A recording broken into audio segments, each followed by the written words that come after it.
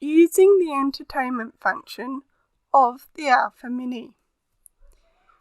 You can use the entertainment function of the Alpha Mini as a reward, or for example, in media arts if students are recording the Alpha Mini make his moves.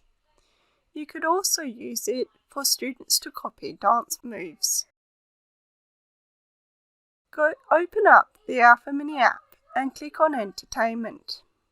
There you'll find a range of pre-programmed actions,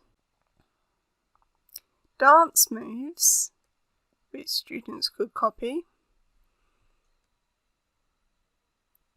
and funny, entertaining moves.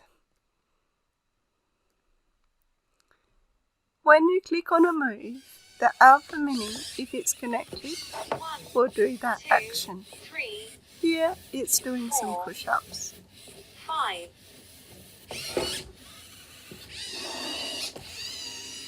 I am so tired.